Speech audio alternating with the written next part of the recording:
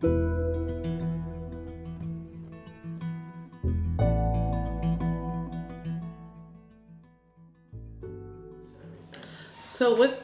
we had a committee that met and we looked at the project was in terms of remodeling, revamping our library to make it more accessible for students and more appealing for the staff to take their kids in and use it. So we began with a big overhaul of going through and culling the books and looking at, there were many, because Sawyerville Elementary was a high school years ago, there were still many books that dated back to the time that it was a high school, so that they were no longer age appropriate for our students. The content was not content friendly either, so we began by really eliminating a lot of the books that no longer fit the themes of our school today.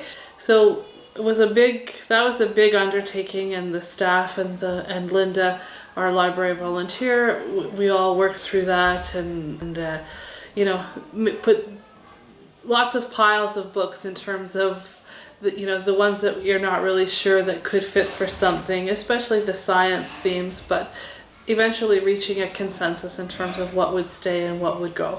So that was the first thing, and then we looked at the space and at moving around the bookshelves, trying to make the books more easily accessible where the kids can see what the books are about. And so we set up the reading corner, we purchased a new carpet, put up some new posters, got a few new display racks to make the books more visible. So a lot of work in just trying to expose the books that we have and entice the kids to take them out. We decided we wanted to make the library more inviting, more friendly for everyone to come into. So we rearranged. They eliminated several books like last year or a year ago, and we tried to just make a nice reading center we have over there. We're trying to get more chairs in that are for the children to sit and be comfy and enjoy. And that's basically, we put new posters around to make it all look appealing to all the students. We've separated the chapter books from the picture books, because the chapter books are all by themselves now, and the picture books, the information booklets, books all stayed the same basically. We labeled them more. On the outsides of the shelves it tells more information.